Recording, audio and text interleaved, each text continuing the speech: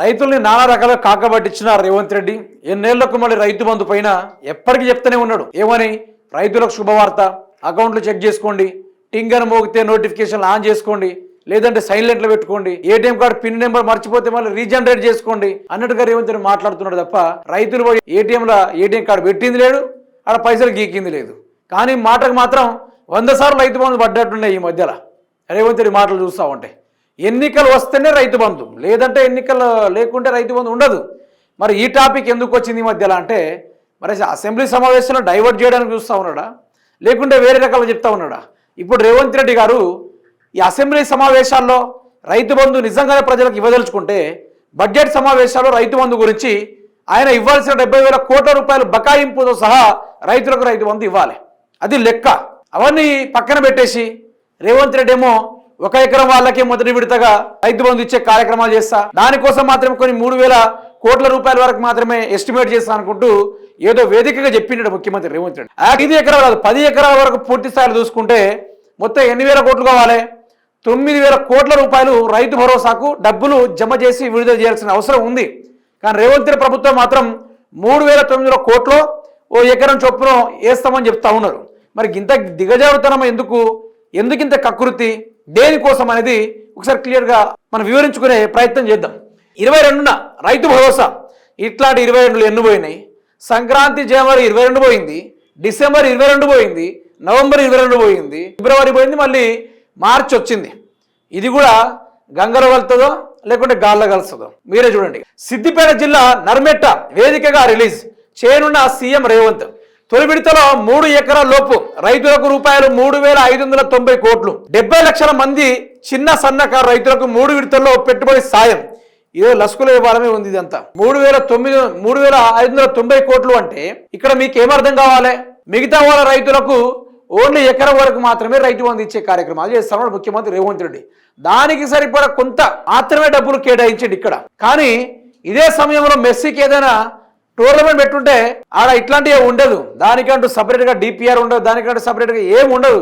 ఇచ్చి పడేసుడే అందాల పోటీలకు కానీ లేకుంటే వేరే విషయాల్లో కానీ రేవంత్ రెడ్డి సర్కారు ఏదైనా మాట్లాడే విషయంలో ఏమంటారు దాన్ని, సభలు పెట్టే కార్యక్రమంలో 500 కోట్లు 700 కోట్ల రూపాయలు మింగి దొబ్బుతా ఉంటాడు.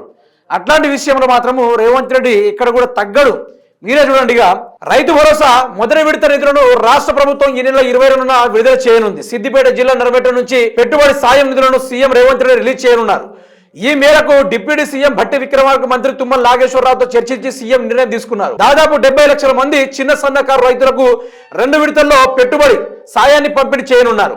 తొలి విడతల్లో 3 ఎకరాల లోపు రైతులకు మొత్తం 3,590 కోట్లు మేర నిధులు నేరుగా వారి బ్యాంకు ఖాతాల్లోనే జమ చేయనున్నారు. రైతులపై ఆర్థిక భారం పడకుండా, దళారుల ప్రమేయం లేకుండా ఈ ప్రక్రియను అత్యంత వేగంగా చేపట్టాలని సర్కారు నిర్ణయించింది. ఒకేసారి కాకుండా ప్రభుత్వ ఆర్థిక వెసులుబాటు, రైతుల అవసరాలను దృష్టిలో ఉంచుకొని 3 విడతల్లో పెట్టుబడి సాయాన్ని పంపిణీ చేయనున్నారు.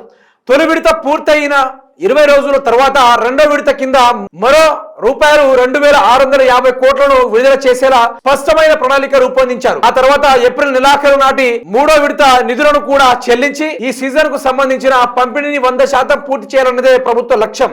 రాష్ట్ర వ్యాప్తంగా ఉన్న సుమారు 1.50 కోట్ల ఎకరాల సాగు భూమికి గాను మొత్తంగా రూపాయలు 9,000 కోట్లను దశల్లో బదిలీ చేయనున్నారు. ఎకరానికి ఏటా రూపాయలు 12,000 చొప్పున ఇస్తుండగా ఈ ప్రస్తుత సీజన్ కు ఎకరాకు రూపాయలు 6,000 చొప్పున పెట్టుబడి సాయం రైతుల చేతికి అందించనున్నది. అయితే ఈ ముచ్చట అసెంబ్లీ సమావేశాలు కదా మాట్లాడాల్సింది. ఒక చిన్న మాట, బడ్జెట్ సమావేశాలు జరిగినప్పుడు, కొత్త ఆర్థిక సంవత్సరం మొదలైనప్పుడు బడ్జెట్ సమావేశాల్లో ఈ రైతు బంధుని అందులోని కేటాయించాల్సిన అవసరం ఉంది. అయితే వీళ్ళు ఏం చేస్తా ఉన్నారు, ఇట్లాగో ఆర్థిక సంవత్సరం అయిపోతుంది కదా, దాని లోపల పెట్టుకోకుండా మనం 22 లోపు అంటే ఏప్రిల్ దాకా మార్చి ఏప్రిల్ కేసీఆర్ గారు 2 వారాల అన్ని దఫాల అన్ని విడతలు కంప్లీట్ చేసేది. ఫోన్లకి అసలు ఆ నోటిఫికేషన్తో సగం ఫోన్లు ఖరాబ్ అయినాయి. ఆ తిరిగా టింగు మోక్కునే ప్రతి ఒక్క ఏరియాలో ఆ తిరిగా ఆయన రైతు బంధు వేస్తే ఈయన అట్లా కాదట, ఎకరానికి ఒకసారి ఎత్తుడట, మళ్ళీ నెల గ్యాప్ తీసుకుంటాడట, మళ్ళీ 2వ విడత వేస్తాడట, మళ్ళీ ఇంకో నెల గ్యాప్ తీసుకుంటాడట, మళ్ళీ 3వ విడతకట మళ్ళీ ఇంకో నెల గ్యాప్ తీసుకొని రైతు బంధు వేసే కార్యక్రమాలు చేస్తూ ఉంటే రైతులు ఇట్లండే ఫోన్లు పట్టుకొని షిప్ప పట్టుకొని అడుక్కుంటూ ఉండాలి రేవంత్ రెడ్డి దగ్గర. మరి ఈయనేమంటాడు, కాంగ్రెస్ వస్తే రైతు బంధు ఇయ్యరు వాళ్ళు, మేమైనా దివానేగాళ్ళమని సాగదీశాడు ముఖ్యమంత్రి రేవంత్ రెడ్డి. దివానేగాళ్ళని వాళ్ళే ఉద్ధరించుకున్నట్టుగా మాట్లాడుకున్నాడు. మరి రైతు బంధు వస్తుందా రాదా అని మీకు కూడా డౌట్ రావచ్చు, నాకు కూడా అంత కొంత డౌటే ఉంది దీని మీద. ఎందుకంటే ఇప్పుడు రేవంత్ రెడ్డి గారు కంప్లీట్గా రైతు బంధు ఇవ్వాలి, దీనిపై చర్చలు జరపాలి. అసెంబ్లీ గుర్తు రాగానే ఇప్పుడు రైతు బంధు ఇస్తా అని చెప్తే సంక్రాంతి ముందేమైంది, ఫిబ్రవరిలో ఏమన్నారు, కొన్ని వేల కోట్ల రూపాయలు పందికొక్కులక దోసుకొని తిన్నారు. ఎక్కడ చూసినా కూడా రైతులకు ఇచ్చేసరికి మాత్రము విడతల వారీగా లేకుంటే మధ్య కార్యక్రమాల వైపుగా సాగిస్తున్నారు. కానీ కంప్లీట్గా ఈ వారంలోనే రైతు బంధు చేస్తాం పకడ్బందీగా అని బాధ్యత ఇక్కడ చెప్తలేరు. మరి సీఎం గారు ఇంత కక్కుర్తి ఏందని అడుగుతున్నా. ప్రతి విషయంలో నేను ఇస్తున్నా అని చెప్పి ఇప్పుడు ఒక రైతు బంధు ఇస్తే ఎవడు తీసుకోవడానికి సిద్ధంగా లేడు. ఎగ్గొట్టిన 3 రైతు బంధులు ఇవ్వాలి, 3 పంటల రైతు బంధులు ఇవ్వాలి, 70,000 కోట్లకు పైగా ఉన్న ఆ రైతు బంధుని రైతుల అకౌంట్లో వేయాలి. లేకుంటే రైతులందరూ కలిసి చీటింగ్ కేసు వేస్తారు. మరి ఏమన్నా మాట్లాడితే బోనస్ అంటాడు, లేకంటే బోగస్ విషయాలు మాట్లాడతాడు. అసలు వస్తుందా, రాబోతుందా? మరి ఎన్నో రోజులు రేవు, 22వ తారీఖుకి మహా అయితే సోమవారం, మంగళవారం లేకుంటే బుధవారం చూద్దాం. మనం కూడా చూద్దాం రైతు బంధు ఏ లెక్కన పడుతుంది, ఏ వ్యవహారంలో కొనసాగుతుంది అనేది కంప్లీట్ డీటెయిల్స్ తోటి రైతులతోటే మంచిగా సమాధానం ఇచ్చేటట్టుగా చేద్దాం. ఎందుకంటే రేవంత్ రెడ్డి అనేటోడు కాలయాపనకు నిదర్శనం, అంతే తప్ప ప్రజలకు సంక్షేమాలకు గ్యారంటీ మనిషి కాదు.